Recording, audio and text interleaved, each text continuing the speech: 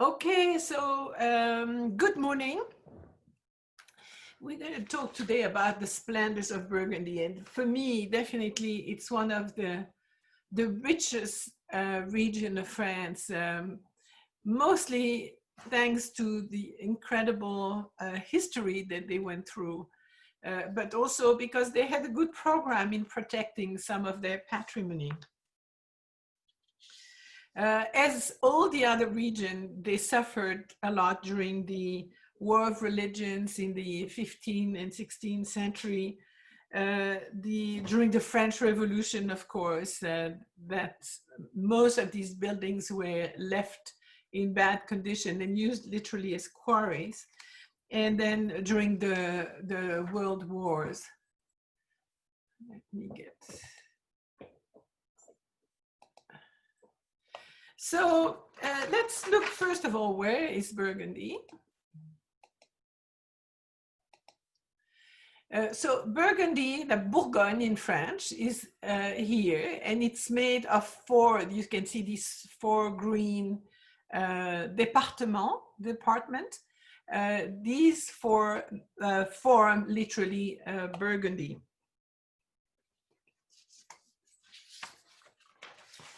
Burgundy has been occupied. Let me see, sorry, there are many people coming in. So Burgundy has been occupied by different settlements. They were people that occupied that region. Already we have some proofs around 28,000 BCE. This is the cave of Arcis-sur-Queue. So this is one of many, and you can see the beautiful cave paintings called parietal art. They also, of course, found all kinds of artifacts. This is second only in age to the Chauvet cave that I have shown you before. But during the Bronze Age, which is about 1,000 before our era, before the Common Era, they have found quite a bit of treasures. And this is one that was found in 1982 after a storm. A tree got uprooted, and the young man that was close by came to see, because, you know, we all do that, look at the root system, is always amazing, and found under the root system a very rich deposit of Bronze Age objects, including, you can see a cauldron, but all sorts of women's clothing and gold ornaments. This is now a part of the Musée archéologique of Dijon. It's called the Treasure of Blano, and I think they display it in a very beautiful way, having that model of a woman. This supposedly was the tomb of a woman. They first called her a princess, and then called her a druidess. So it would be like a priestess, if you want. Objects were made of gold or bronze, and also some were amber. You can see that necklace here is made of amber, which means they had contact with the Baltic countries. They very recently, in 2006, found another treasure, and this time with a more familiar way of discovering it. It was with a metal detector. A young man in the forest found about a third of a yard under, so about a foot down the terrain, found a whole treasure of gold and bronze objects too. That's the treasure of Maté. We know that very early the Gauls enjoyed wine. From the 4th century, some Celts had gone to Italy and discovered the drink. And in Italy, it had been brought by the Phoenicians already a long time before. So they came back to Burgundy and started the culture of the vine and the art of making wine. This is on a mount. It's called the Mount of Bibhack. this was actually the place for the capital of the Celtic tribe, the Aedui. And they made some archaeological digs there, and it revealed hundreds of thousands of amphoras from Italy. You can see them there, that dated back to the 1st and 2nd century BC. So it shows how between the amber coming from the Baltic or these amphorae, the fact that there was very strong exchanges between different regions. Here is, by the way, you have a necropolis that was around. You had, as you can see, this is a mount. This was the fortress. These were the walls of the fortress.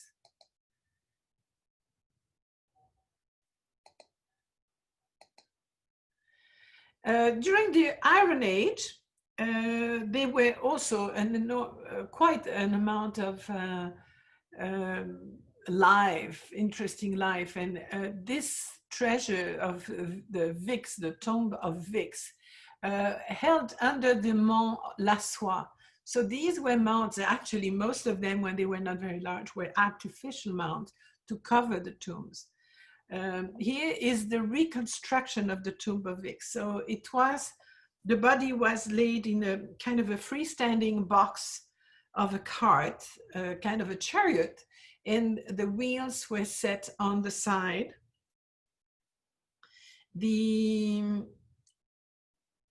When they found it, all the wood had disappeared, but you still had the metal mounting, and so they could reconstitute it. You can see the body was there. The jewelry included 480 grams of 24-karat gold, a bronze stork around the neck, fibulets and slate bracelets, plus again some bracelets made of amber. The grave also contained a whole series of objects coming from Italy and the Greek world. And we'll see in a minute the very important crater that really is the treasure of Vix. The tomb was discovered only in 1953 by an agriculturer, and the burial was situated in a field under a level mound that you can see there. Only a few scattered stones made him think there might be something there. And unfortunately, the whole thing had collapsed, so they had to reconstitute many of the objects. This is the reconstruction of the palace of Vix that would have been built close by. So as you can see, a very elaborate architecture.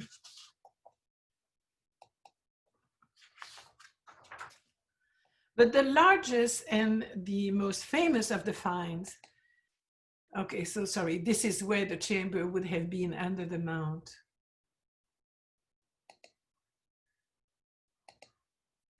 So the largest and most famous of the find is that elaborately decorated bronze volute crater. Now, do understand, this is made of one, I mean, the body of the crater was made of one sheet of bronze, but the whole thing had collapsed under the weight of the rubbles and the stones that covered the tomb. And so they were able to reconstruct it. This is 5 feet 4 inches high and weighs above 450 pounds. These craters were made, were vessels for mixing wine and water that were commonly used in Greece, but typically made of clay normally. This one, because of different objects, different marks, shows that the crater was transported in separate pieces and then was put together when it arrived in Burgundy. So this came from Greece, but early Greece. They know that it was dismounted because they could find letters that corresponded where, for example, the volute were attached to the body, where the foot came, they were alphas and betas, showing all that. So extremely remarkable objects with a sculpture. These are supposedly the face of a lioness. This is made of hammered bronze, by the way, and then you can see the frieze all around the neck of the crater. It could contain 290 gallons of wine. The walls of the crater is only 1 millimeter to 1.3 millimeters thick. So this is very, very thin.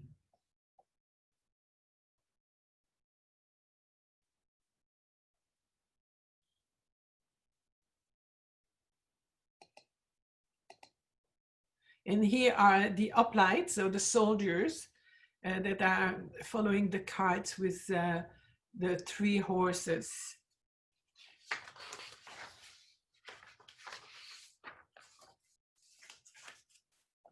And then on the very top is the ladies with the peplos that served as the holder for the lid.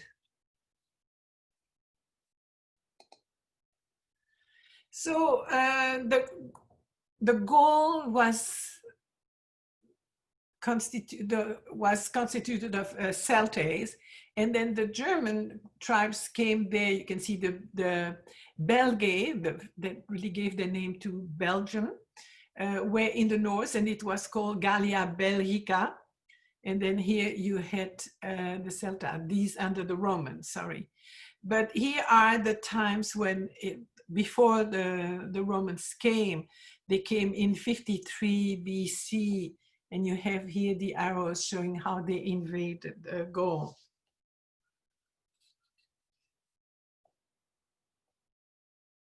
One of the most important cults in Burgundy, and you might not be surprised, was the cult of Bacchus that spread rapidly. And by the 2nd century, wine and vines in the whole region enjoyed a great economic and cultural influence. It is in Alesia that the Gauls were defeated by Caesar. Alesia was at the time the capital of the Mandubi. It was one of the Gallic tribes allied with the Aedui. And here is the center of the Gallic oppidum of Alesia. You can see how very sophisticated it was, with chambers supported by large stones, and then a cellar for amphorae, so showing the shape, so the amphorae could rest in these little niches.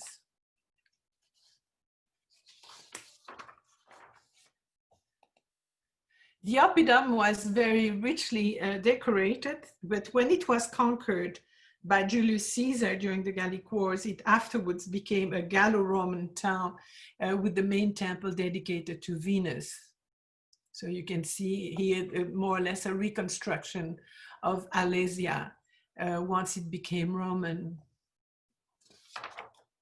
It is there that the Roman conquest became completed, accomplished by Julius Caesar in 52 BC. The tribes were very rebellious. They had found a new leader in Vercingetorix of the Averni, and we talked about him last time because he was born around Clermont-Ferrand.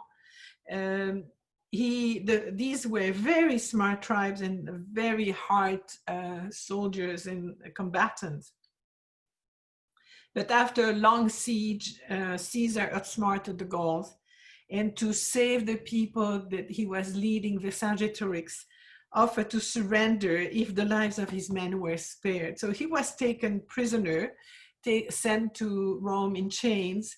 5 years, and then 5 years later formed part of the parade, a triumphal parade of Caesar, and was then executed by strangulation, which was typical because they didn't want to keep prisoners for a long time, and they were too dangerous in case they were freed.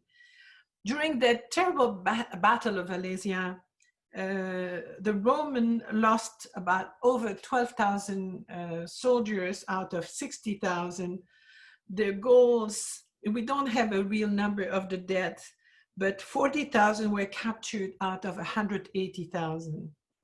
And this is after the Battle of Alesia that started the Pax Romana and the Christianization a few decades later of Gaul. As all of Europe, as we know, I have shown you that map quite regularly, pushed by the Huns that were coming from the east, start a whole series of invasion because these populations are displaced because of the Huns, and they try to find a way to go. So you have the Vandals, for example, they're going to make a huge trip going through France, going through Iberia and part of northern Africa, and from Carthage are going to then go and really create a network of battle and go against the Roman. You have, of course, the Visigoths and the Ostrogoths, both considered Gothic. You can see they come from Scandinavia, they come down. And then the Ostrogoths, which means the eastern ones, are going to go literally to what is now the Turkish peninsula. They're going to go all the way to Rome and attack Rome and then settle in the northern part of Italy. This is why a lot of the descendants of the Ostrogoths are blonde, contrary to the rest of the Italian people. If you go to Milan, you find a lot of blondes.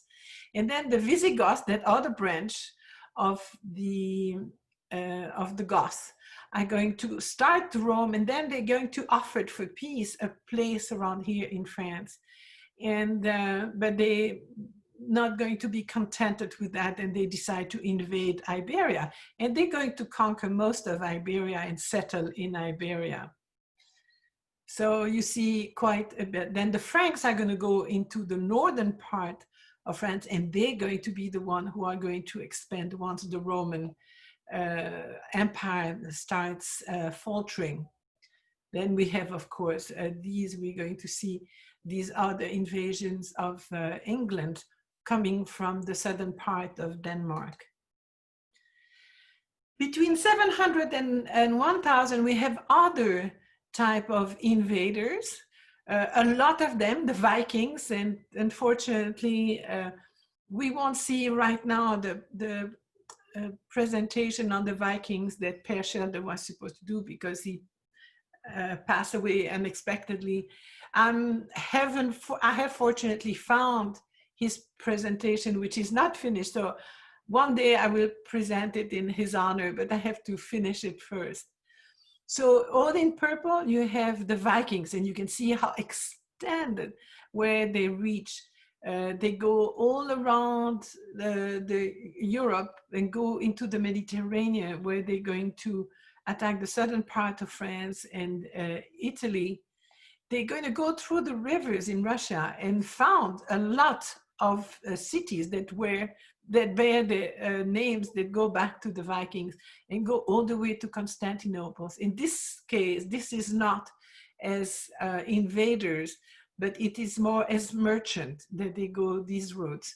And of course, they're going to go to Iceland, they go all around England, they're going to unfortunately demolish and loot a lot of the very rich monasteries that existed there. So they have ambiguous legacy. They, of course, are going to found Normandy that is going to be given to them at first, and then they're going to settle and go back to England.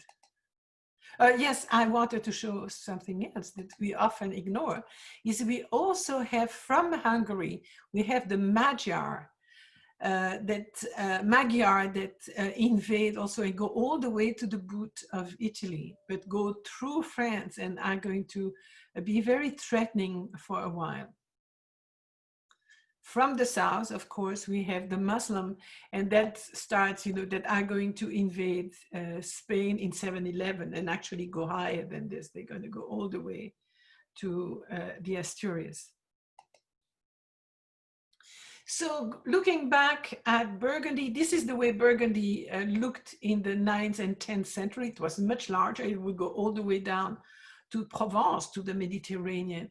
We're going quite a bit into Switzerland. As you can see, Geneva is here. So this also, that was the county of Burgundy, and then the Duchy of Burgundy, that was this part. And so this is mostly what we're going to look at. And I have highlighted some of the cities we're going to see, so you can always go back to that map to see what we're going to talk about.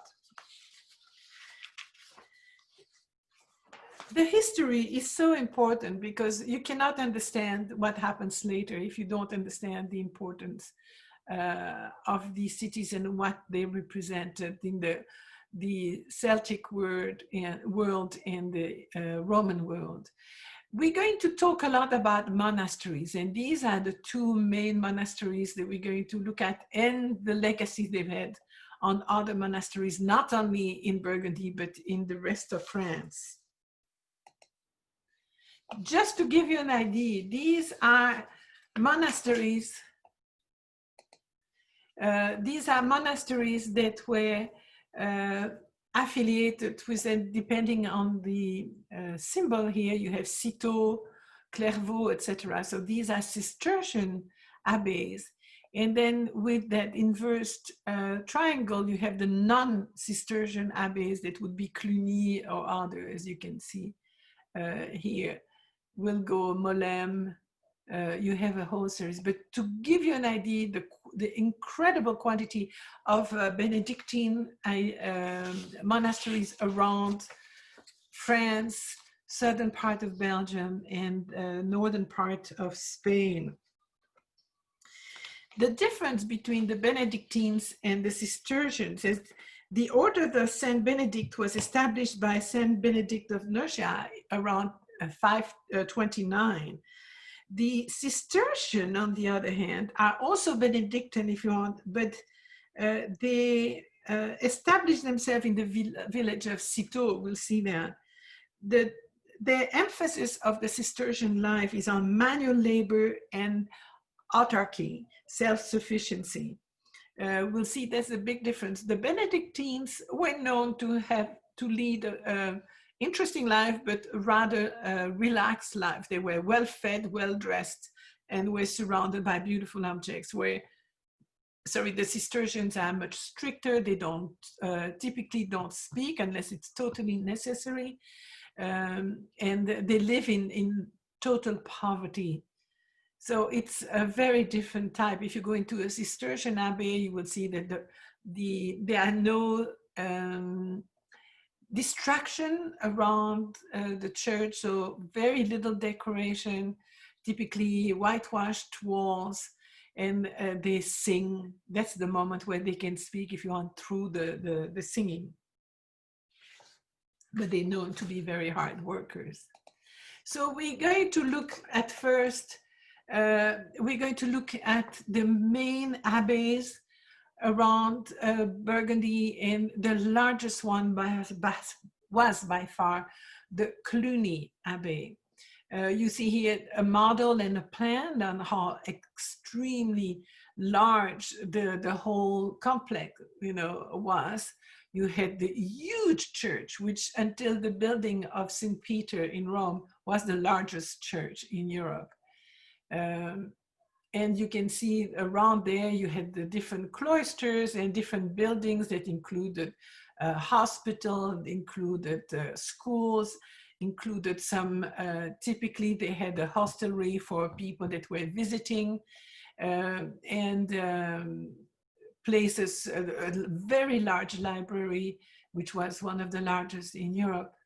And then different things, because again, they most of the time had their own garden and orchard and different ways to be able to survive, not as well as the Cistercian, but pretty much that way. This abbey was founded in 910 And it was notable for a stricter adherence to the rule of Saint Benedict than most other Benedictine abbeys. It very quickly became the leader of Western monasticism in Europe, and became literally a keystone to the stability of European society in the 11th century. Cluny, as well as all the monasteries reporting to it. In 1790, unfortunately, during the French Revolution, as most religious buildings went through it, the abbey was sacked and mostly destroyed, and only a small part remains. And this is what you can see. So this is only one of the towers of the abbey church remains, and gives us a good testimony on incredibly large the church was. The cloister has been rebuilt and some other buildings, so it is still occupied. When it was sacked by the revolutionaries, it was after that used as a quarry for people around that would go and literally use the stones of the building to build other buildings around. While most of the Benedictine monastery had remained autonomous, with Cluny, they started creating a very large and what they call federated order, in which the administrators of the subsidiary houses served as deputies of the abbot of Cluny. So all these abbeys that reported to Cluny were not called abbeys anymore, but priories. And the priors would meet regularly with the abbot of Cluny to discuss different problems or different projects. But of course, the very fast growing community at Cluny, though they never had more than 60 monks.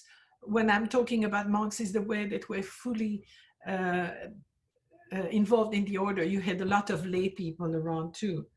But because of the fast growing community at Cluny, they required buildings at a very large scale.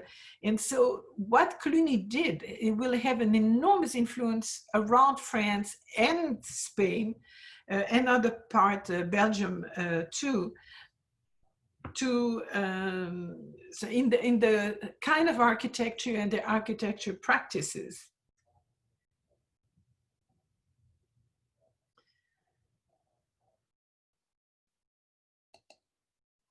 So this is a lithograph showing the abbey in 1805. So this is just before it was destroyed. It was destroyed under Napoleon, as you can see. And here is a reconstruction of the interior elevation. As you can see, extraordinary Romanesque. You know, we have the vaults. And Cluny also started that fashion of having stone vaulting and not wooden ones. Cluny also had one of the richest and most important library in France. Unfortunately, during the War of Religion, the Huguenots sacked the abbey and destroyed and dispersed many of the manuscripts. Of what was left, most of them were burned during the French Revolution, except a few that were stored away in the Cluny town hall. As I mentioned, the monks were living rather well. Normally, the monastic ideal of a frugal life would lead to have a pretty small and meager menu, but in their case, they were living very well, and they would enjoy roasted chicken, which was a luxury at that time, and the wine from their vineyards. They had tremendous land around the monastery, because every person who would come would bring a dowry, in a sense, that was typically land, and they would receive land from the nobles around. Wine became one of their main industry. And of course, wine was a sacred drink because it symbolized the blood of Christ. Not very far from Cluny is the Abbey of Sito, and there we have a completely different thing. This is what is left of the Abbey of Sito that was founded in 1098. It was founded by a group of monks from another abbey that wanted to follow much closer the rule of Saint Benedict. The site was at that time quite swampy, and they started building the whole complex. This is what is left. This is a part, the early part that is here, the Gothic part, but very interesting because it's covered with the briques vernissées, what is varnished bricks.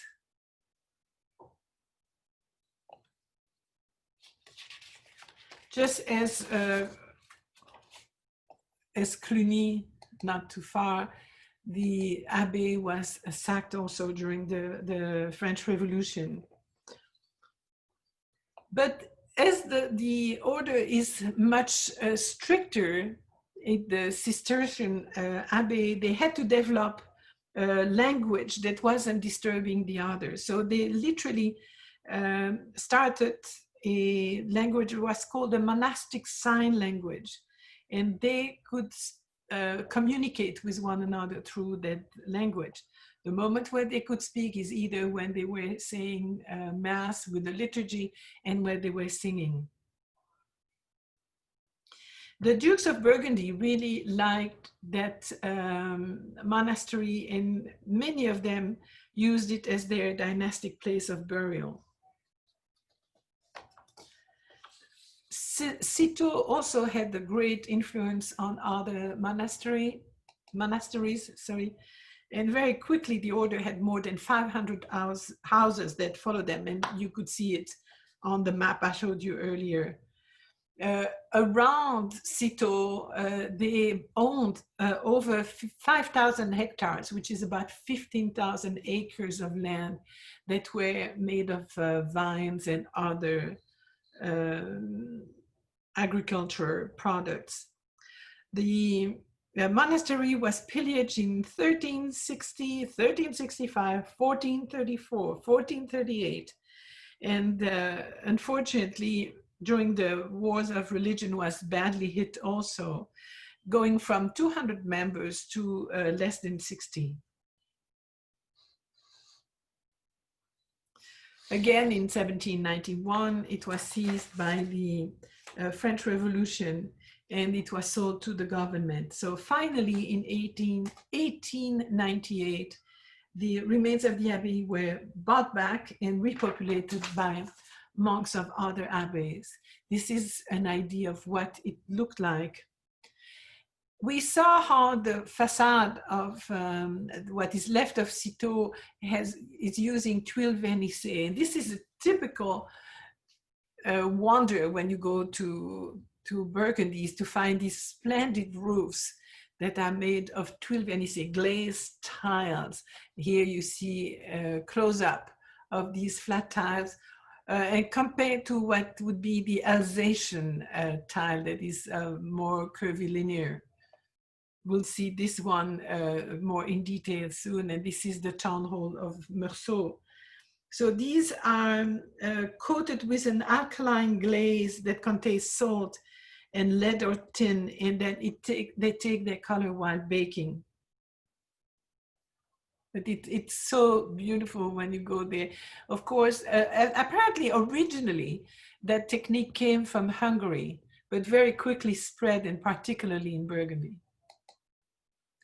Inside, they have, in Sito, they have reconstructed the Scriptorium. One of the main aspects of what the monks were doing was reproducing manuscript, copying manuscripts, or sometimes making new ones. So here you have an idea on how the monks would work in the Scriptorium. Then they had the library. Of course, don't think of the libraries the way we do. Having 30 manuscripts would be fantastic. So this is the way. And then they had the binding workshop.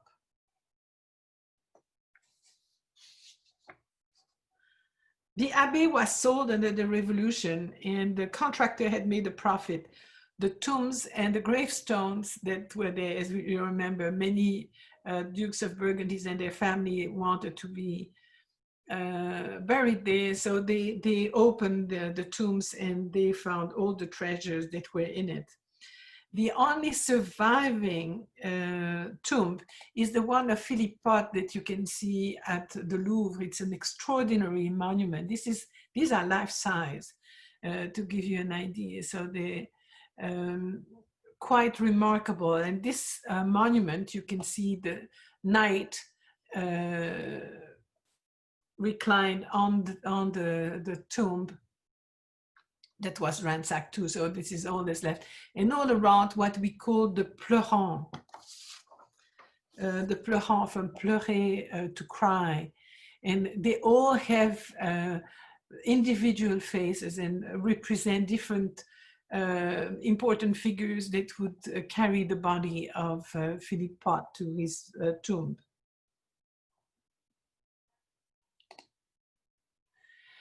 The pilgrimages influenced the different monasteries too, particularly the one of Wesley that was the start of many of that route towards Santiago de Compostela. We saw all these with Le Puy we went to, and some came from Paris, some came from Arles. But Wesley and Autun, not far from there, were two of the departures or the stops places where people would come and worship the relics and find shelter on their way to Santiago de Compostela. So we're going to start with Wesley, which is in the slightly northwest part of Burgundy. We talked a lot about Wesley, and particularly its location, because it's on a hill, and so it's always lovely to arrive from the countryside and see that hill and the Abbey Church that dominates the hill.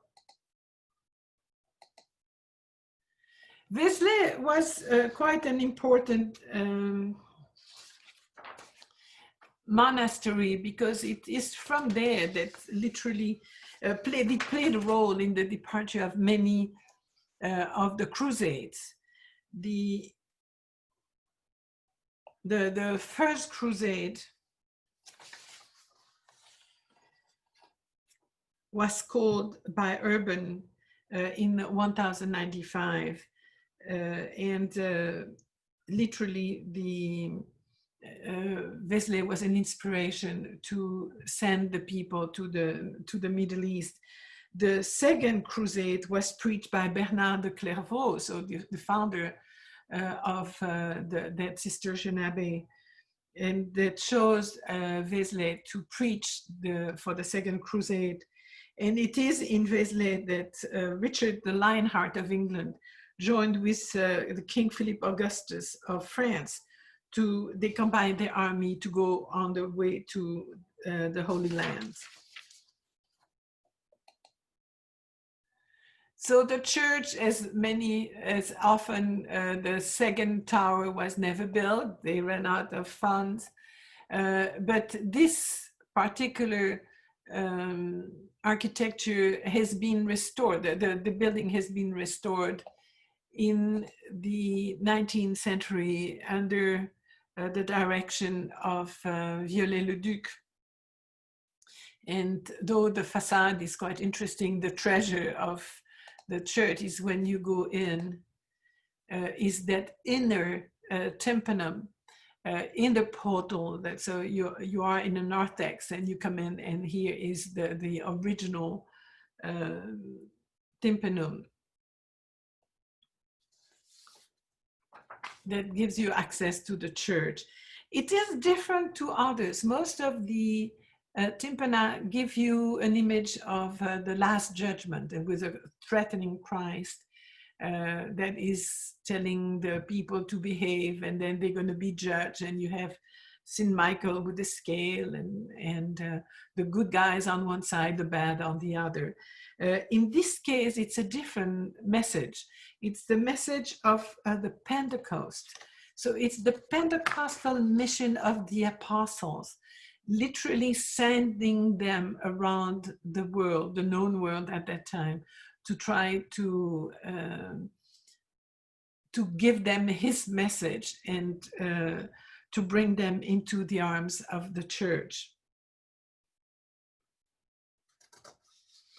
And this is probably also why it became a place where people like to send people to the crusade, because that was the idea, that they wanted to convert these people that hadn't seen the light to Christianity. And in this portal, you can see that lintel that you see here is with the unbelievers, the people of the wilderness, including the Moors. They had never seen a Moor. They didn't know how they looked, but they considered that they must have been dwarves and disfigured because they hadn't recognized the true faith.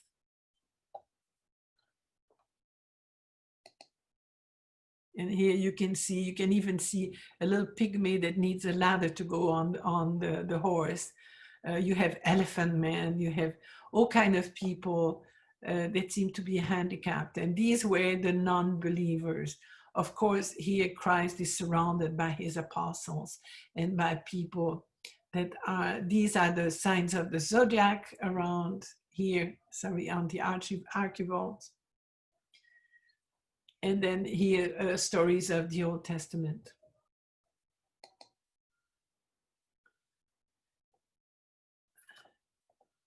The church itself is a very simple church. You have the central alley, and then some aisles on the nave and the aisles.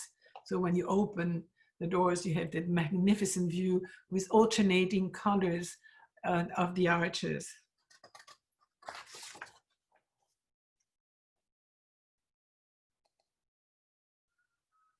And you can see that the apse has been redone in an early Gothic style.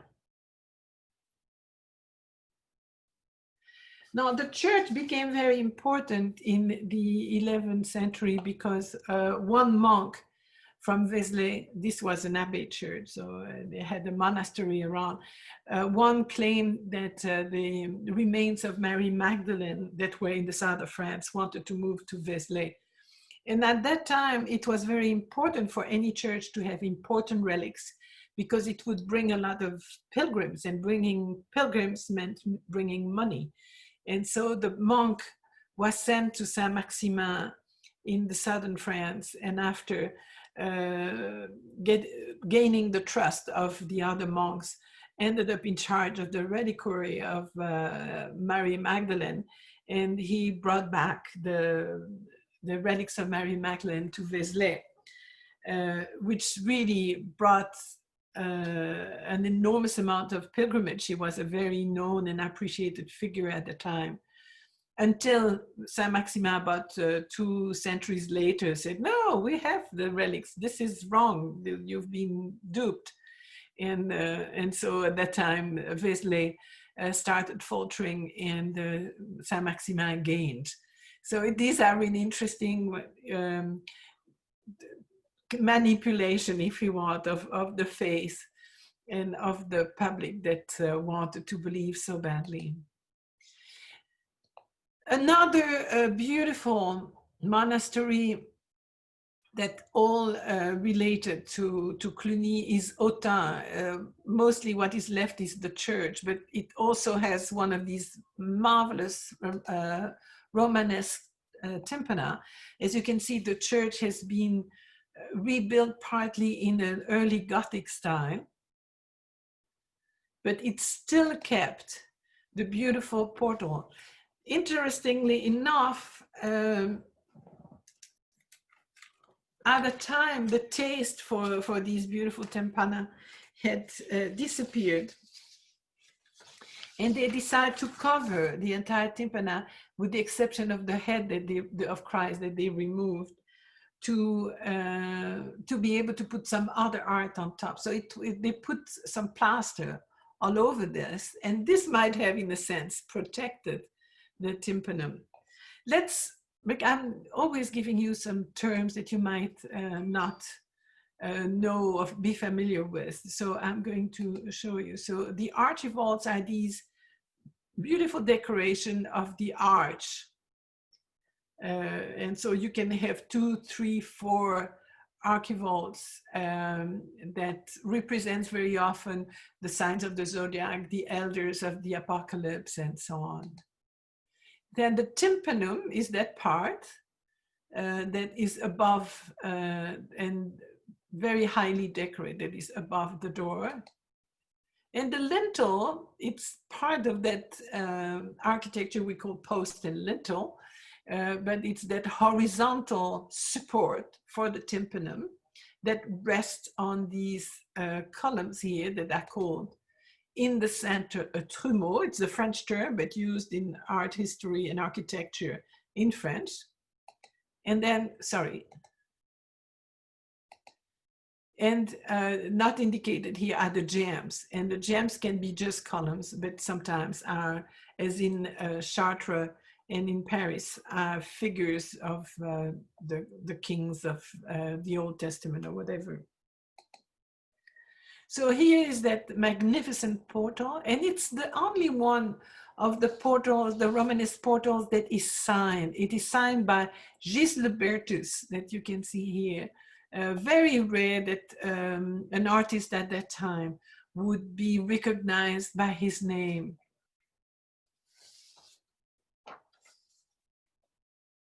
So fortunately, it's a canon that was in 1837, a canon started chipping away at the plaster that was covering the tympanum, and then discovered the magnificence of that tympanum. And here you can see, this is the Last Judgment. You have Christ in that mandala. He's surrounded by the beast of the apocalypse, representing the gospel writers. You have Saint Michael here with the scale that is weighing the souls, with the demon waiting with a lot of impatience for those that are going to come to him. And of course, down below here, you can see the people that are the day of the resurrection are coming out of the ground. And here, the bad one, you can see the demon who is taking them up, are going to weigh and hopefully put them in the mouth of hell, in hell. And then the good people are going to go on the other side and join the saints and all the important blessed people.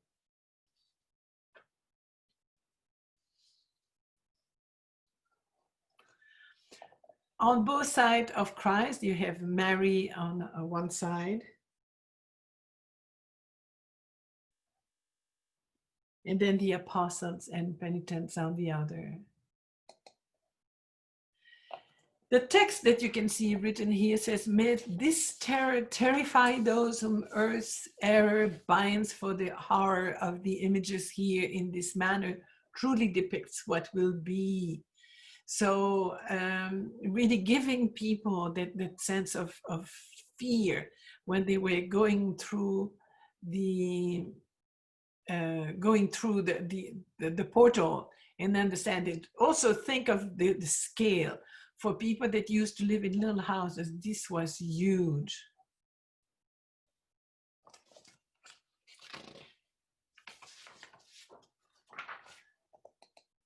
Inside the church, as you can see, is now a Gothic, early Gothic church. They're very beautiful, big piers that channel the weight of the ceiling down to the ground. Great portal with now a much more modern organ. But the whole of the church had columns with beautifully historiated capitals that were, by the way, also carved by Gislebertus. And so these are just a few examples of the adoration of the Magi, the hanging of Judas, the flight into Egypt. These, by the way, were taken down because at the time, some part of the church was threatening to collapse. And so they took all the old historiated capitals and put them in part of the sacristy that is on the side and has become a museum. This was part of the lintel of another door, the north door, that gave entrance to St. Lazarus and shows the temptation of Eve.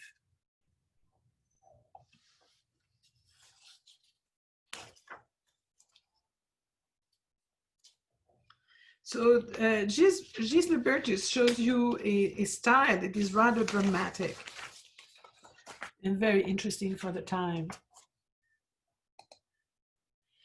The next one, these I'm going to show you are different monasteries that take a lot from the influence of Clooney. Clooney is here, as you can see, and Sito is there. So these are going to be a whole series of monasteries that are going to be very much influenced by the mother house. Here's Paray-le-Monial. It's named the City of the Sacred Heart. This was the original monastery was founded in 973. And at that time, you know, we have to realize that the monks had quite an influence and quite an importance for the city. This is one of the best preserved model of the Cluniac architecture in Burgundy. Rather severe, as you can see, it's still Romanesque. So we don't have all the decoration that we'll find in the Gothic part, but a beautiful chevet. So this is the apse with all the lateral chapels, radiating chapels, sorry. The town is very pretty. You have the St. Nicholas Tower here in the center. And then the Hôtel de Ville that is now occupying, in fact, an old house that they reconsecrated for the need of the city. That's a early 16th century house.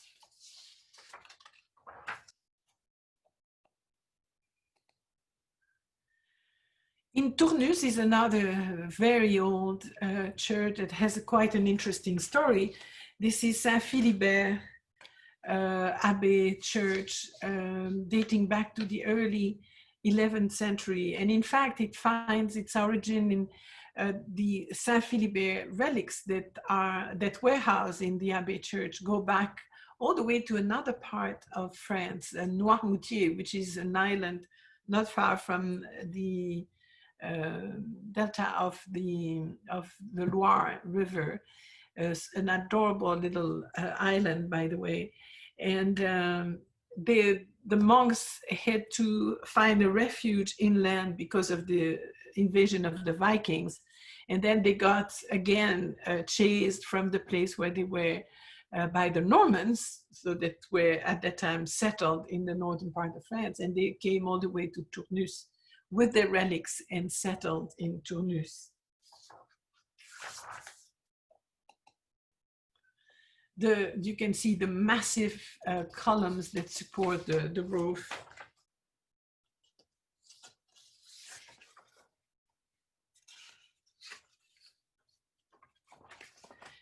And the ambulatory, so this, and the ambulatory around the cloister is also a very early cloister. You can see the big, massive arches and the piers that support the roof.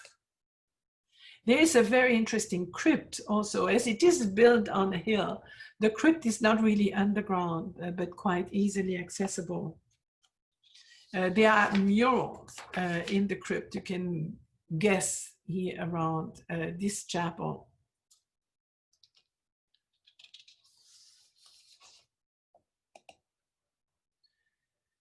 There's the chapter hall of the church. So this is where the canons would gather, and the chapter room has been transformed into a shop that sells reproduction and photographs. But you can see the beauty of the ceiling is just a marvel to see how these ribs just come to the column and again take all the weight from the roof. In Marmagne, or close to Marmagne, is Berzé-la-Ville, a very small village, as you can see, but considered had that priory that was attached to, that was responding to the order of Cluny. And here is the chateau, very small chateau, and the chapel of the monks of Berzé-la-Ville. It houses some of the most beautiful frescoes that you can find in that part of Burgundy. Again, during the revolution, it was sold as a national good and transformed into a barn. It was fortunately bought by a British archaeologist, Miss Evans, who donated it to the Academy of Macon in 1947. And you can see the beautiful Christ in Mandala, again surrounded by the apostles and some saints. And the colors have remained in pretty good condition. Here is St. Peter given the keys. You can see here. And the wise virgin, so it's surrounded, you have the wise virgins and the mad virgins.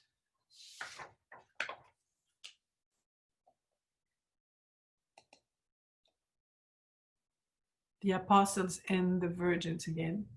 Here, the virgins are up above.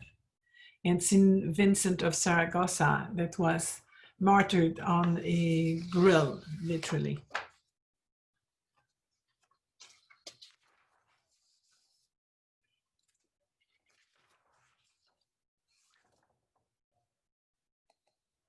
Not far is the Abbey of Fortney. That is another, you can see, beautiful building. What is left of it, the Abbey Church of Fortney, again, very early Gothic. You have a barely pointed arch. And the great chapter room and the cloister around it. It's, of course, not in use anymore.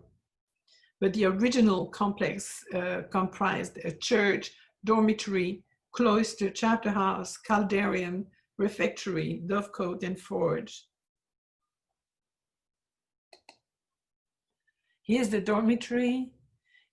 You can see the inside with the beautiful wooden ceiling. And now we're coming to the importance of the Dukes of Burgundy. So these, the region of Burgundy that belonged to John Le Bon, that was king from 61 to 64, gave to his favorite son, Philip the Bold,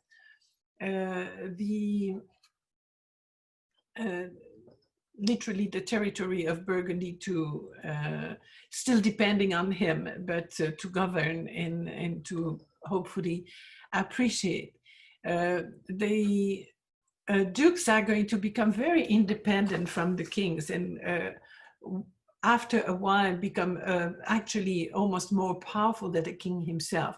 And here's the dynasty of the Dukes of Bourgogne. Philip the Bold will be succeeded by John the Fearless, and then Philip III the Good, whose son Charles the Bold, unfortunately, is going to die in battle in 1477, unexpectedly, leaving as only heir Mary of Burgundy. And I've told you the story many times. Mary of Burgundy was considered the richest woman in Europe at that time. She was also nicknamed Mary the Rich. But the King of France at the time, Louis XI, had his eyes on Burgundy because it was the richest part of his territory, of the French kingdom, if you want, but was very independent from him. And so he really was threatening Mary of Burgundy. So all her advisors pushed her to marry a very powerful man, and she became the wife of Maximilian, the future emperor of the Holy Roman Empire, who owned at that time the was leading, if you want, he didn't own, but was leading most of the principalities of Germany, but had also Austria, was at the head of Austria. And so by marrying Mary of Burgundy, he inherited the Low Countries, what is now Belgium and the Netherlands, and other parts that now are French. And Mary of Burgundy and him will have 2 children, Philip Philip le Beau, so Philip the Handsome, and Marguerite of Austria, who are going to be linked with the Spanish royalties, and therefore the Habsburg are going to end up also adding Spain and the New World to their crown. So here you have an idea of what was the county of Burgundy. They inherit that whole territory too, thanks to that very smart marriage. But very quickly, Louis XI is going to come and then take away that part of the duchy, and this part of the county is going to go to Switzerland. Dijon, let me see if we're going to talk about Dijon. No, we're going to take a break. So this is a good break. Just stretch your legs. Let me see, I have one chat. Oh, okay. Let me put you here. Let me stop the recording. Yes. Cloud again and bring you down. Please mute yourself. Oh, I can do that actually if you're not. Mute all. There we are. And we're going to go on with the city of Dijon, which was for a while the capital for the Dukes of Burgundy until they inherited the northern, the Low Countries. And in fact, they inherited the Low Countries through marriage. The last heir of the Count of Flanders was a woman, and the Duke of Burgundy was very smart and married her, and so inherited the whole, most of the, what is now the Low Countries through that alliance. Here you have an idea of the old center of Dijon with the roofs of Saint Benin Cathedral and the Burgundy State Palace that you can see here. No, these are the Lafayette Gallery, sorry, the State Palace is over there, yeah. The main art pieces that used to be huge was part of the Chartreuse de Champmol, the Carthusian monastery of Champmol in Dijon. This was a very large sanctuary. As you can see, you had the church and the chapel here, and then the whole construction of the little houses. Being a Carthusian monasteries, each of the monks were living separately in these little units with a small garden that they would take care of. It's another of these order where the monks don't speak. They would pass little notes if they had to say something, but only spoke or sang during the Mass. The Carthusian order is also called the Order of St. Bruno. It was founded in 1084 and can include, includes either monks or nuns. This is, it combines what you call the cenobitic, the eremitical, so people that live like hermits in a sense. And then the cenobitic order, that would be a more regular religious order. So you would have both, because you had people that were working in the kitchen and so on, where the others were purely, it was prayer all day long. Very, very hard order. Now, we're going to talk mostly about the building, the monument, if you want, that was in the very center of the courtyard. Here is the aerial view of what is left of the Carthusian monastery. The Carthusian monastery, this is the main house, the main monasteries in Saint-Pierre de Chartreuse in France. This is the one that was founded at first. And you can see again all the little houses here. When you talk about Chartreuse, this is Saint-Pierre de Chartreuse, you must think also of the alcohol, that very typically green alcohol that the monks make, and is part of the revenue.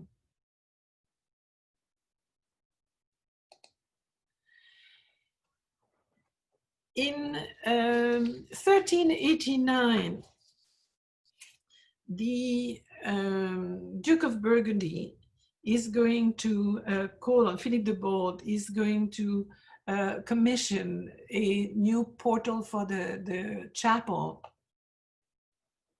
And the first sculpture that's going to be there in 1385 is Jean de Marville, who is going to start the program design and so on. And then he's going to die unexpectedly. And the Duke of Burgundy is going to bring a man from the north, who is Klaus Sluter.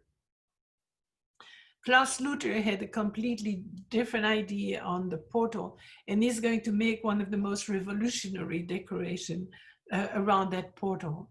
It is comprised of the Virgin and Child on the trumeau.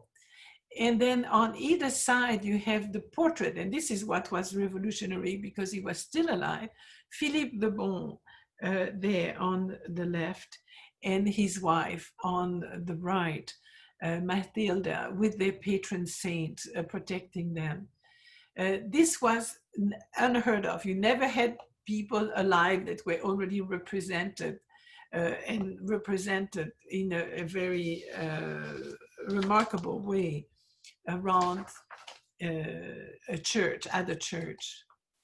So here is Philippe the Bold and St. John, his patron saint, and Margaret of Maille, not Matilda, sorry, Margaret of Maille, who was the daughter of the Count of Flanders, and St. Catherine, her patron saint also. You can see how incredibly alive these figures look. They are moving. It's almost like they can talk to you. Just a remarkable achievement. But even properly more remarkable is the superb Virgin in the center. If we compare it to something that was done about 50 years, sorry, about 150 years prior, this is the Vierge Dorée, the Golden Virgin at Amiens. You can see what the enormous steps Sluter has made from that time, where you have a rather static, very pretty, and typically Gothic statue, where you have that slight movement in S shape of the Gothic virgins. In this case, we come almost, when you look at this, it's almost like a Baroque art, which is only going to happen in 1600, but this is so alive. The folds of the dresses are so credible, and everything moves with Sluter. And this is another little virgin that was made just a few years later, the Cremant Virgin, that shows you how much it departs from what was done at that time. With the Virgin by Sluter, you can really guess the body under the heavy clothes, where here It's just inexistent. The main piece that is in that Chartreuse is the Well of Moses, or unfortunately, what is left of it. This is what they believe it looked like. So this was a huge monument with a cross and Christ, and at the bottom would be St. John and Mary. And then under that, you had that hexagonal pedestal, if you want, with the 6 prophets that prophesize the arrival of Christ with some grieving angels. And then the whole thing rested in the middle of a well that was 15 feet deep that would surround that whole piece. Of the upper part of the Well of Moses, the only piece that is left after the revolution is the torso and the head of Christ. This was sculpted, we're not sure if it's Klaus Luther or his nephew Klaus de Verve, because Klaus Luther died also rather young. But you can see the expression and the beauty of that face. Now, for the role of the cross is extremely important for the Carthusian monks. And so one of their motto is the cross is steady while the world is turning. And this is an extremely powerful idea. Stat crux dum volvitur orbis is the idea that Christianity and the cross are there, that kind of comforting support, if you want, while the world keeps on turning. But it is on this part that we're going to focus now. In what is left of the whole monument is that extraordinary life-size, these 6 statues surmounted by, at the corner, some grieving angels. As you can see, there are some pigments left on the vestment. So everything that you see there was colored, polychrome, as we say, with many colors. The heads, this is the head of Moses, absolutely wonderful. Look at the power of this head. And of course, poor Moses, always given the horns, which go back to a mistranslation by, at the time, by Jerome, when he translated the Vulgate. He translated the Old Testament into Latin in the Vulgate, mistranslated what he thought the Hebrew verb kai for hifil, that displays horns. A kai was meant sent out rays. And so for a long time, even Michelangelo represents Moses with horns, when in fact these should be rays of light.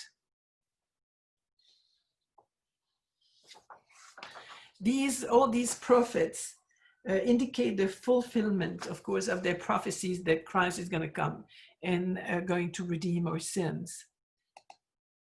So let's look at these superb statues. We have Moses there on left with, as you can see, quite a bit of pigment there.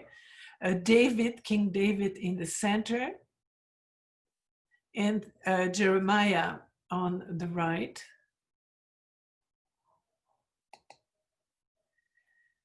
Zechariah, Daniel, and Isaiah. So you see these very powerful, very living, lifelike statues, all with different expression, different body languages. Zechariah, by the way, no, not Zechariah, the previous one, who is the name? Jeremiah originally had glasses on, but these have been lost. And the beautiful angels at each corner that show a very different expression of grief, of the death of Christ. And of course, the whole symbolism of the water, which is Christ being the source of life, and water was considered life.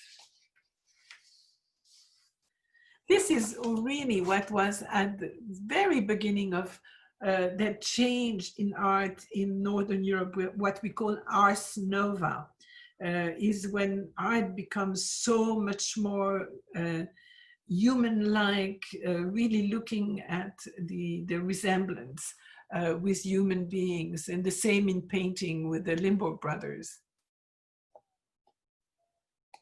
In Dijon also is the Palace of the Dukes and Estates of Burgundy. The building, just part of it, and not what you see there, was built in the 14th century and then was quite expanded in the 18th century. It's a very large building that now houses, part of it houses the museum. In the museum are some more works by Klaus Luther and his nephew Klaus de Verve. This is the tomb of Philip the Bold, Duke of Burgundy, that shows the reclined figure of the Duke up above, surrounded at the head by two angels, and then a lion under his feet. What are extraordinary are all these statuettes that are in small, what we've seen with Philippe Pot earlier, but these are pleurants, so crying people that are grieving, the mourners.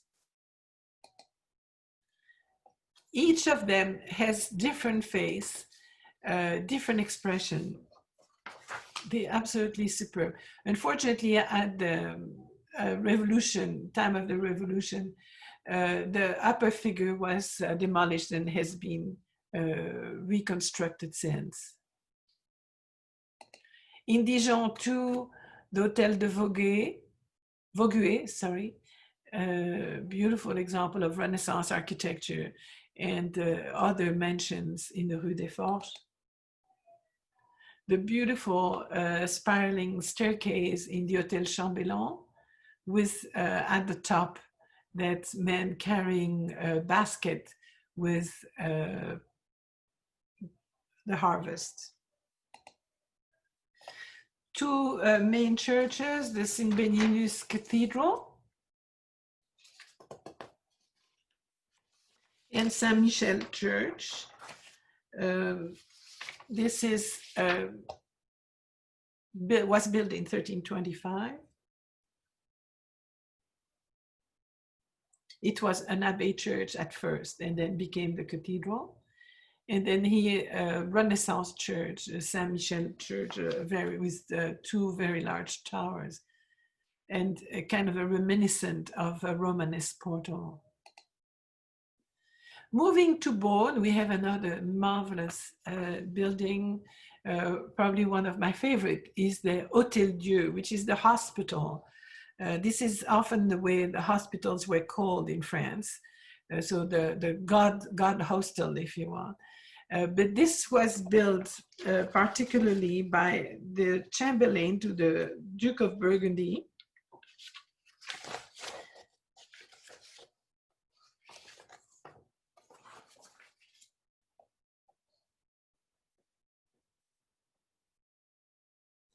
Who built this because of the plague, as well as at the end of the some of the wars that threatened all that territory. There were so many people that were maimed and in need of a hospital. And so Nicolas Rolin, the chancellor to the Duke of Burgundy, and his wife, the third wife, Guigone de Salins, decided to create a hospital and refuge for the poor. So the hospice of Beaune received the first patient on the 1st of January, 1452. Again, here you can see these marvelous glazed tiles that have been really beautifully patterned. And not too long ago, this was redone in the early 20th century. This is the way the buildings would have looked. So what we see is that court with the main hospital, but you would have all these adjunct buildings all around, and some of the original tiles. Inside the main hospital, you can see they have now reconstructed more or less the way it worked. It has it is the main room that is pretty large. It's 164 feet by 46 and 52 feet in height. It is surrounded by 30 beds that were added in the 19th century, but that was more or less the way it used to be. And each bed could, could accommodate 2 people, which means one head would be there, the other head would be there, but they were sharing the space. At the very end of the room would be the great Van der Weyden Last Judgment that you see. And so in the center, you would have tables for the refectory. But when people were looking at that side of the hospital, you had that very large painting, normally with closed wings until special feast days or Sundays where they would open the wings. The closed altarpiece looks like this. So you have an Annunciation, it's very typical. Annunciation on the top with Angel Gabriel and Mary. You have the Chancelier Rollin and his wife, Guylaine de Salins, with the 2 protectors for skin disease, and that's St. Anthony Abbot and oh, why am I blanking out now? St. Sebastian, who of course is shown with the arrows that didn't kill him, but that maimed him pretty bad. These wings would be open only for special feast days, and then would be an incredible discovery, not only in action, but also in these very bright color. This was made by Roger van der Weyden and a large workshop that he would bring with him. Of course, Roger van der Weyden, just like Sluter, come from the northern territory, so from the Low Countries. This is, by the way, the largest work that was ever painted by Roger van der Weyden. And together with the Van Eyck, Adoration of the Lamb, it's one of the masterpieces of the golden age of Flemish painting. The polyptych is made of 15 panels. You can count only 9 here, but you have the other faces that count 2. So 15 panels, and only lately they sawed in thickness these panels in 2 so that the outside wings can be seen separately. The altarpiece has been moved from the hospital into a particular room on the side that is climate controlled.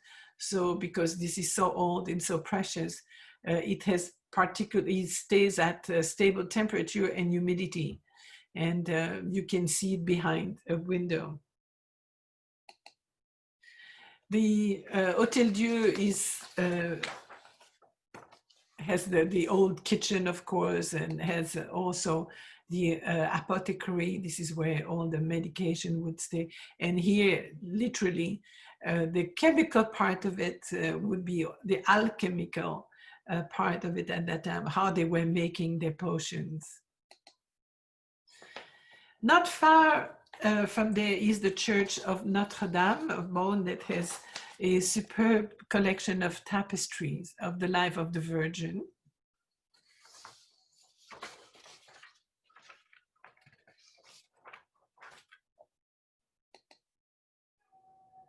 And the Hôtel des Ducs de Bourgogne that has now been turned into the Museum of Burgundy wine.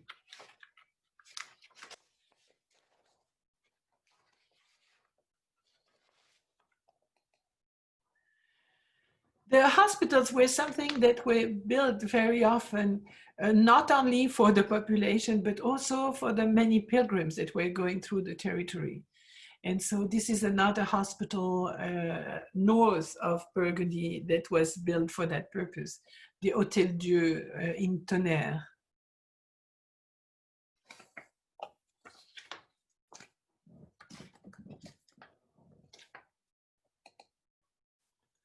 Inside the Hôtel Dieu is a superb entombment piece by Georges et Michel de la Sonnette, where you can see a life-size sculpture representing Joseph of Arimathea and Nicodemus together with the Virgin and St. John, Mary Magdalene, and the other attendants to the burial of Christ.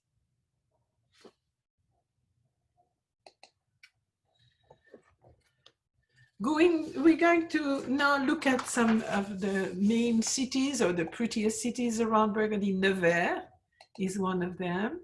You can see the old bridge. And in the beautiful cathedral of Saint Cyrus and Saint Julita, you can see the chevet, so the outside of the apse with radiating chapels. But in the interior, there are still some of these old frescoes. As I mentioned many times, there are many more frescoes in France that we think, that only think they've been covered because of the wars of religion. And so, mostly the war of religion. This gives you an idea again of Christ in judgment with the Mandala and the beast of the apocalypse surrounding him. In Nevers also you have the Ducal Palace of Nevers that is now occupied by the Court of Justice. The great staircase in the center and the turrets on the side. All the way north, and this is very close to the Ile-de-France. I mentioned this when I made the presentation on Notre Dame some years ago. Sens used to be the bishopric, archbishopric that was in that region. And so Paris was depending on Sens, and the cathedral in Sens was built actually, started prior to Notre Dame, and was one of the examples that the Bishop Sully, Cardinal Sully, already later, looked at to design the Notre Dame de Paris. Saint-Étienne Cathedral. You can see some differences with Notre Dame. We don't have the large rose window. The second tower was never built, and this was added later on. And then you have the back with small flying buttresses, which is the difference. It's a lower church than Notre Dame. Beautiful south towers, you can see very richly decorated with almost lace-like archivolts.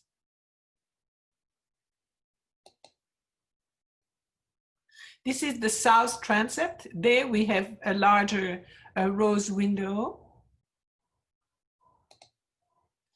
And seen from the inside, this is a 16th century stained glass windows. But again, don't forget the importance in Gothic art is that importance of the light and how the sun, in the case of the north transept, you don't have the sun, but the light going through and that reverberates on you, and light is Christ. Also the apse with the what used to be the screen that was replaced in the 17th century, but originally would have had a solid screen preventing the people to see the altar.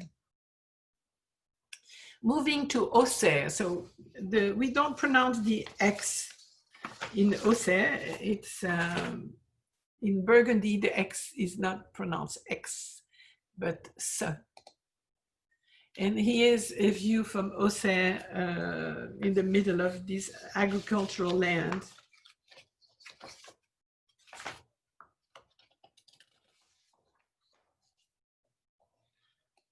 It's a beautiful town. It has three main churches and is crossed through by the Yonne River. The Saint-Étienne Cathedral, again, St. Stephen, Etienne is Stephen, Cathedral. Again, the second tower was never finished. The construction went all the way on to 1540. And so there is a succession of styles, because once it takes so long, the new architects want to bring the most recent style inside. Beautiful portal with the archivolts, with the pointed arch, and a Christ surrounded by the Virgin, and probably St. Stephen there, but they've lost their head during the Revolution. This is Saint-Germain Abbey, and some of the beautiful old houses, of the city.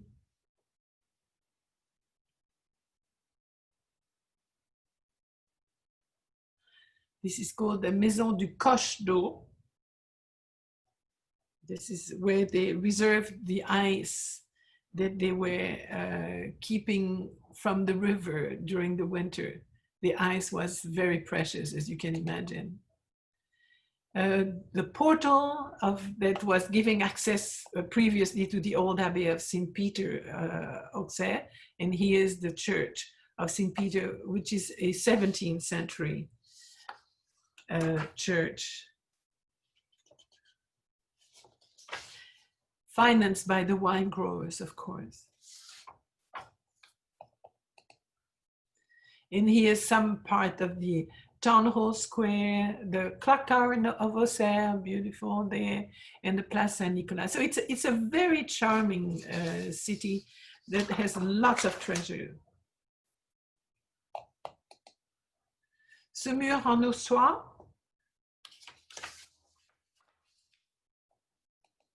on the Armançon River, in the collegial church that appears above the roofs.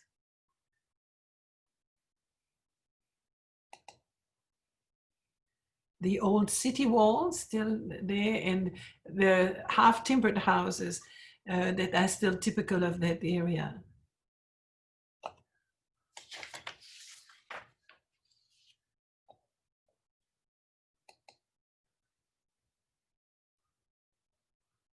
St. Lazarus Chapel.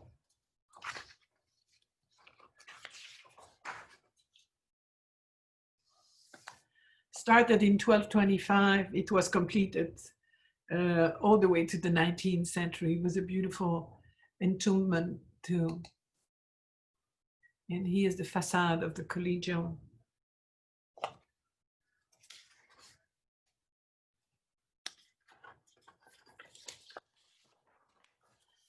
So this gives you a little idea of the architecture and the treasures that are contained in all these cities and towns.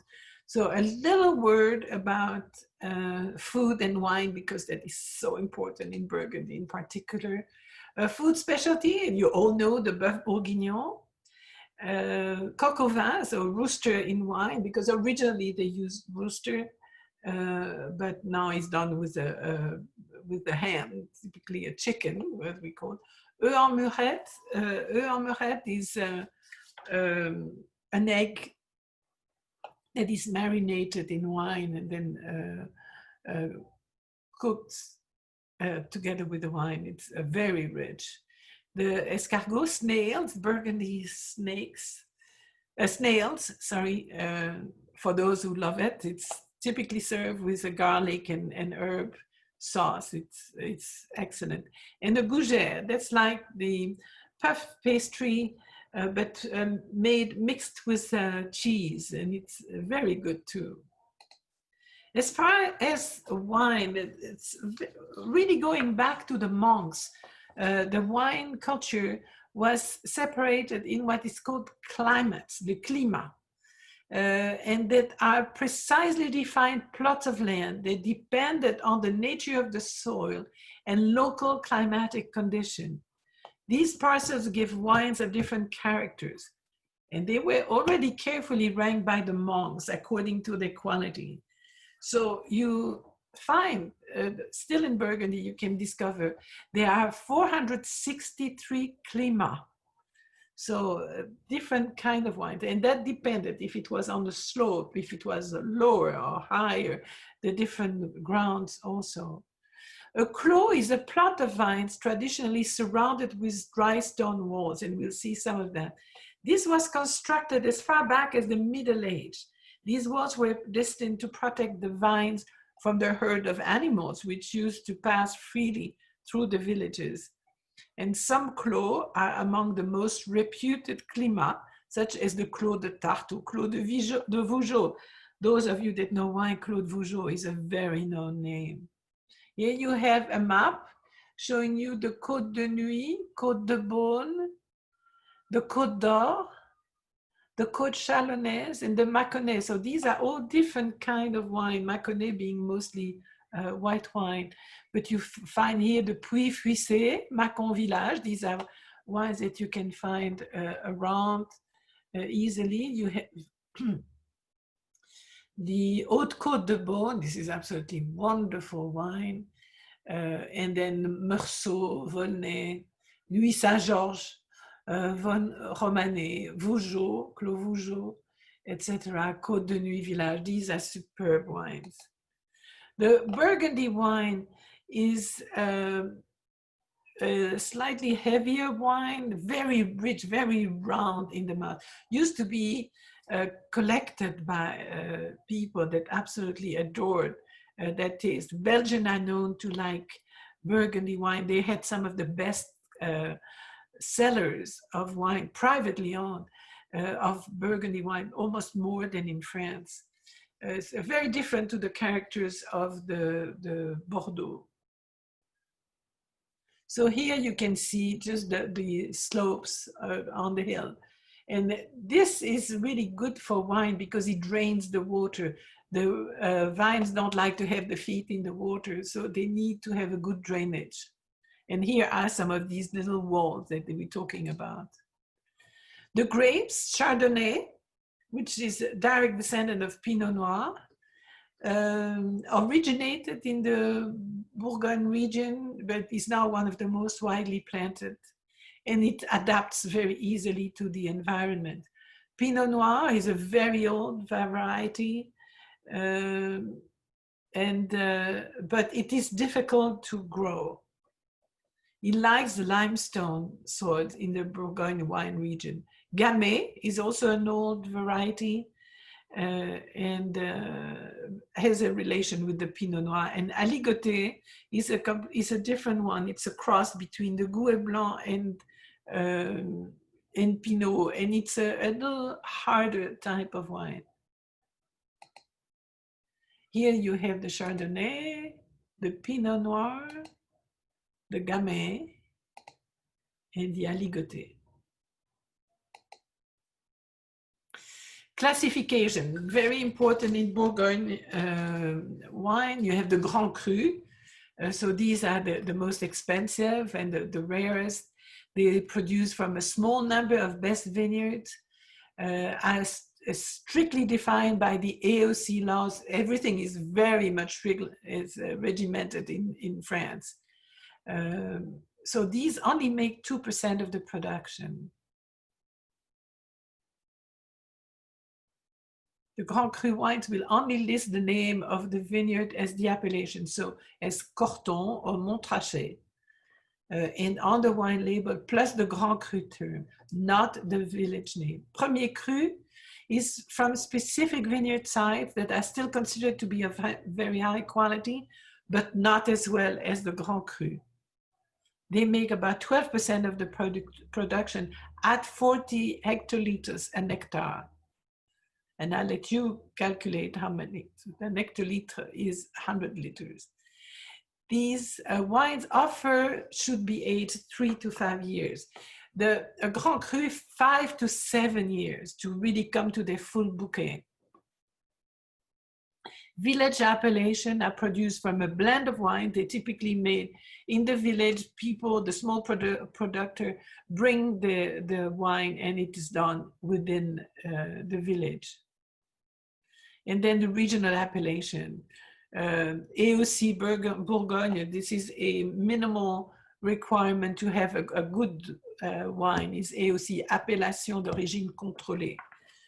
And then the sub-regional appellation, and then wines of specific, okay, here are some ideas, the Clos de Vougeot, very known, with the almost chateau-like house, and it houses the confrérie des Chevaliers du Tastevin, fraternity of knights of the wine tasting cup. These were people that are connoisseurs and then come in big meetings once a year, and they name the best wines around. And of course, they know all the terms of how the wine tastes. It's very funny. And here, finally, some beautiful images. This is the Chateau de Meursault cellar, all aged in oak barrels, as you can see. And then on the side, the way, as you can see, the vines are planted. This is in the fall with the beautiful reddish colors. It's a nice time to go to Burgundy, by the way, probably more than the spring. So next time we're moving north, and we're going to the northern part of the Low Countries, the old Low Countries. This will be on August the 4th. And let me stop the recording.